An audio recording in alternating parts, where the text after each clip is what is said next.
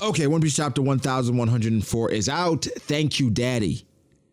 That's what the title of the chapter is. That wasn't just me just arbitrarily just saying that, you know, just thank you, Daddy. I'm not just walking around saying thank you, Daddy. Cover story, Sanji is feeding mice. But before that, hello, how are you guys? It's been quite a while. Happy New Year, new chapter. I would say the first chapter of the new year, but the first technically chapter that's supposed to come out in the new year, I guess. I don't know, but we're here and it feels like it's been a while. It actually has. There's been quite a few things, but now we get to focus on the chapter. The story continues somewhat because you could argue that the story hasn't really gone anywhere after this chapter, but there's some important plot points that we got to talk about that Oda is intentionally ignoring, glossing over, making them unclear.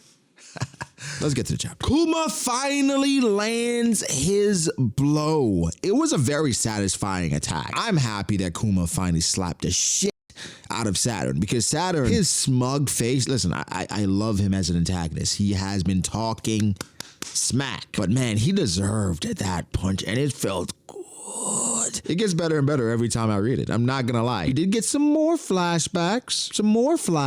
I'd be lying if I didn't say, did we need those? You know what I mean? Like they already got tears out of me. You got tears out of me when Kuma said, happy birthday, Bonney. You want some more?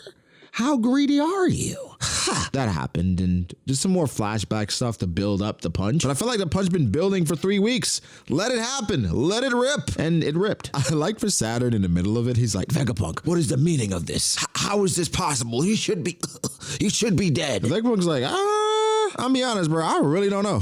And Kuma's launching. He's coming with his attack, and it landed. So here's the thing. Here's how I felt before this. I was like, this attack, it's insignificant because here's the thing. It might not even land, but if it lands, it's not going to have any significant damage because narratively, well, Kuma just can't be the one to defeat Saturn. It just can't happen. Saturn either doesn't get defeated here and some other way they get away, or, you know it, Gear 5 Luffy has to get that done because Kuma's sitting there, Bonnie's sitting there. What have they been chasing their entire life? Yes, Gear 5 Nika, Bonnie's whole power system. Not really, but she's been inspired by Gear 5 so much. He has attacks based off of Gear 5. Kuma, his dad got clapped while he was dancing about Nika. Doom, doom, boom, boom, bam. He got to see it too. This was always the plan. You got to let Kuma have that moment. That boom. Saturn discussing, just trying to figure out what's going on. It feels good, but it somewhat feels empty because you just feel like, all right, dang, this is an important moment for Kuma and for Bonney and just for the story, but it's not going to have the impact that we want it to, even though in the moment it feels really good, if you understand my drift. Beautiful spread, beautiful paneling, and I gotta say, Kuma is using Haki. I think it's clear now. I mentioned that last time. People are like, it's not Haki, it's just shading it. It's Haki. He's using Haki, and he managed to land a good one on Saturn. Beautiful spread. I mean, his hand is just imprinted on his face.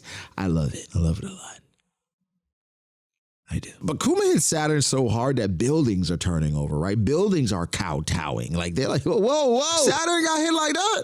And you can't even laugh because that's the Gorosei. You know what I'm saying? Because if you laugh, you're going to die. Imagine, bro. Imagine if you're just sitting in the cafeteria and somebody get hit so hard, they going through tables. I'm like, I might get a little, You can't even do that because then you and your family going to die. You might be turned into a slave. But you got hit hard. That's what I'm trying to say. He got hit really, really hard. And it didn't matter. And of course, the Marines, they're losing their mind because they're like, yo, he just attacked one of the 5 elders. Do y'all understand what just happened? Yo, go help him. Go help him. That's Saint Saturn. He can't be on his back. That's for Katakuri. Saint Saturn don't be on his back like that. Go help him. Saturn's going through it. Hey. Now, Vegapunk, he's having some internal dialogue trying to figure out, did I mess up or did I not do what I thought I did? But Vegapunk is saying, well, I didn't install the bomb, right? Because I just felt some type of way. I felt like that's not something that I should do to my boy. Like, I couldn't do that to my boy. But I did install, a fail safe, I guess. I installed something, but it wasn't to blow him up. It was to just shut him down completely. And I guess it didn't work. Damn right it didn't work, Vegapunk, because he didn't want it to. Point blank period. But that's not the reason why Kuma is moving. Kuma is transcending science and how you expect things to be. But this has been the theme the theme of Egghead. From the beginning of it, they're like, well, the shark is supposed to do this and it's not doing this. The seraphim is supposed to do this, but they're not doing this. Instinct, will, love, these things transcend whatever you program certain things to do. And that's what Kuma is exemplifying. And him being a father transcends any function that you built into his system, right? Any memory you placed into his hard drive, right? Any code that you wrote into his brain, because the power of a father for a daughter, I mean, there's nothing like it. Okay, there's nothing like it. Maybe a mom's love for her son, because Rogue was able to hold Ace in for 18 months. I said Rogue, I meant Rouge. Something like that. It was insane. But either way, a parent's love for their child. I'll say that. Let's not cause any fires. Okay, a parent's love for their child. We've seen parents in One Piece do things for their kids, and they don't have to be blood related. Elamir, right? The Don, shoot, even Garp and they. Okay, that's a little different. These things happen, though, in regards to people taking care of their kids, even though they're not blood related. Those are their kids. And Kuma, he's no different. Vegapunk is saying, though, that Kuma is not supposed to be doing this. Like, he's like, real talk, like, this is scary, because even with the failsafe and everything that's been going on, he shouldn't have any functions. He should be a vegetable that's just there for taking orders. But dang, right at this convenient time, I'm remembering something about the Buccaneers that's really important that I'm not going to tell you right now, because you got to wait and see till next week. Oda, why do you do this to us? Come on, we waited all this time for the punch. We get the punch, and now all of a sudden, the Buccaneers have another special characteristic. What is it, Oda? Do they have the ability to transcend souls? I don't know. Vegapunk implied, say, after all, your people once what? Once went up against the world government, once survived something. I don't know. What are you guys' thoughts on that? Because it has to be something about the heart or the soul, because it's beyond their strong bodies. It has to be something deeper, something about the Buccaneers that could imply or explain why this is happening. I mean, every scene I'm seeing, though, with Bonney and Kuma, you can't help but be moved, because these are two people that were actively supposed to avoid each other. Kuma, we saw him at the slave auction. He's just looking at Bonney and he can't even say anything to her. Getting one last glimpse before he dies, and to see him somewhat aware and still be able to hug each other. This is what dreams are made of, you know. And Kizaru, that's one of the plot points that I was talking about, where Oda, what are you doing here? But it's meant to be unclear, because Kizaru says it's over, isn't it? What do you mean it's over? You want it to be? Kizaru? So now you feeding people, which I've changed my stance on that, or softened it. I've said that I no longer think Kizaru fed Luffy. I now think Kizaru saw someone feeding Luffy and just let it happen. And then some people's response was, well, he couldn't move, so he couldn't do anything anyway. Well, he has lasers. And I think, personally, this is more evidence that this guy has been sandbagging. He has been throwing in the towel, right? He has been dragging the foot, right? He has been playing along.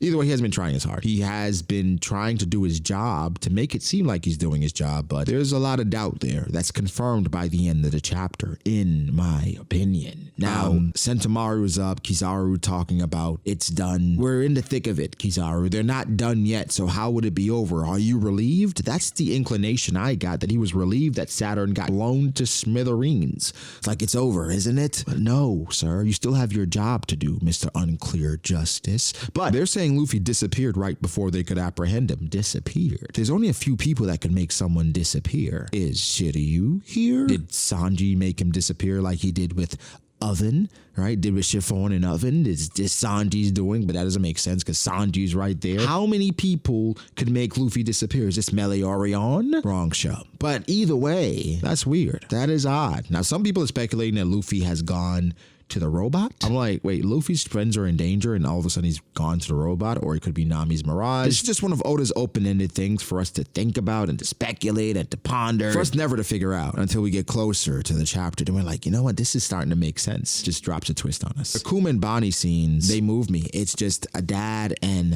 his daughter. Her entire journey, this is what she wanted. Just to be face to face with her dad. Man, Oda's such a genius with this, because she saw her mom in his memories. She saw him, how he grew up, how his dad died. Like, she saw his life. And this is the way she met her mom, through him. It is such a genius maneuver to have Bonney see Kuma's memories, even if, I guess, killed him. But he's not dead, right?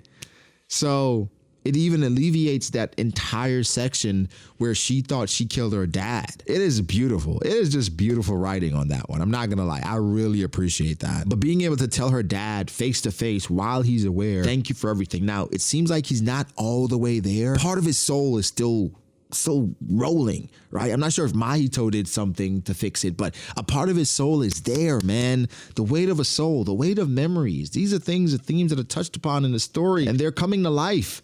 Is he a Klabata man? I don't know. I'm joking.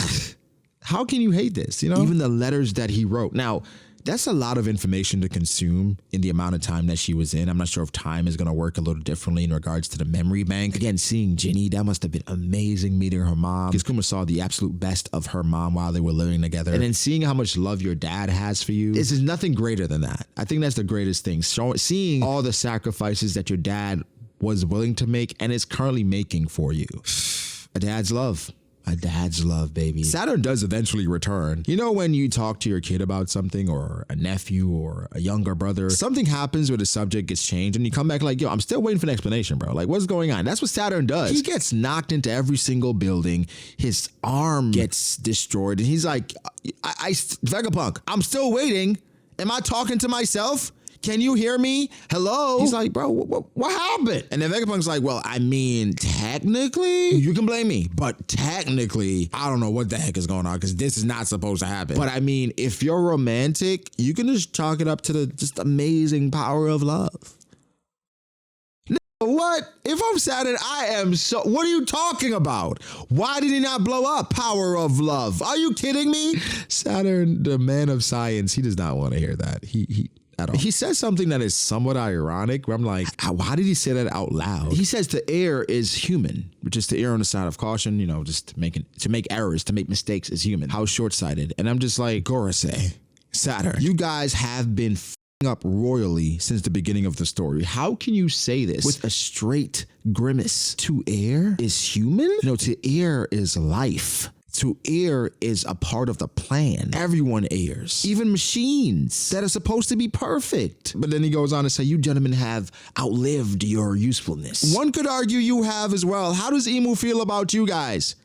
Because if you fail again while you're here, I don't know. To err is keeping you alive at this point, Saturn. I don't know. What is he talking about? But a few W's to be given out in this chapter. One, Sanji can move again. All right, Sanji can move again. Our boy is moving again. Not sure why he was stopped. He has some ability, Saturn does. So he's moving again, and he stopped Saturn from attacking Bonney and Kuma. It will be explained eventually, but it's one of those things like, why is it not working right now, you know? And Saturn, what is he at this point? Because Frankie shoots a radical beam through his torso, and he doesn't really react as much. I'm like, bro, there's a hole in your stomach. Kizaru's just complimenting them, saying, yo, you guys are really grown. And then he's like, but let's see how much. Let's see how much you've grown. And he's moving again. I don't know. Very convenient. Then he just blitzes Frankie and kicks him out of there, right? It's just something simple, nothing crazy. Just Kizaru just doing stuff without actually doing stuff. But then Kizaru says, yo, since Kuma's joined us, I think there are too many of y'all here right now. So I think it's time for us to wrap it up. Wrap it up, Dean. And then Vegapunk is disappointed. He's like, Kizaru, you are a sad, sad, sad man. You were just breakdancing with us to Omarion's touch, and now you're talking about getting rid of everyone? Who are you? And he says, yo, I should have worn some darker shades, man. I'm embarrassed myself. Which is basically him saying that this is hard for me, Vegapunk. It's surely raining right now, and I don't want y'all to see it because I can't have my superiors see it. Kizaru's doing the same thing that the Admirals do. They take justice into their own hands and they do stuff that they should not be doing, but they're not really foregoing or dishonoring the position. Well, they are, but they're not going full-fledged turncoat. Like, they're still admirals, they're still Marines, but they're willing to do things to help the opposition. And that's what Kizaru's doing, in my opinion. I think it's clear. It is clear that he's sandbagging. Now, they have called forth the full force of the Buster Call. I mean, the vaunted Buster Call is about to happen, and I don't care. Like, the Buster Call at this point, it doesn't move me. It doesn't move me. You know, cool. It's almost like when we were going up against Kaido and they had 30,000 people. Okay, those are just fodder, right? Those are just numbers. Let's see it play out. Who are the people that are going to matter? Buster Call? Whatever. And then Saturn, you know, you can tell he's been reading a lot more. He's just basically recapping who's there and saying who should be getting rid of. And like, he's calling the island infested. And was like, you're the only bug here. What are you talking about? What is he talking about? Good chapter. In regards to progression, we didn't move much. There's some plot points like I mentioned with Kizaru, with Luffy. I think even with the Blackbeard pirates looming, you have to wonder, did they play a role here, right? Are they doing things? Are they manipulating the situation? There was speculation that Moria could be here. I think that would be interesting. Lafitte, Shiryu. I don't think Shiryu's here personally because Shiryu was in Hachinosu, and he didn't really take too much damage, but he took a full-fledged attack from Garp. And timeline-wise, it'll be a bit crazy, even though everything is somewhat pretty close to each other. Either way, guys, give me your thoughts. Good chapter. Pretty good chapter. Pretty good. But I'm ready for the next chapter already because we had so many breaks. And I understand it. But golly, man, I'm ready. What do you guys think about Kizaru, though? And what about Luffy? Where is Luffy? Luffy, I can't. Anyway. We'll catch you guys in the next. Subscribe and like. Follow me on Twitter as well at B.D.A. So we continue the conversation over there. And also, yeah, bye.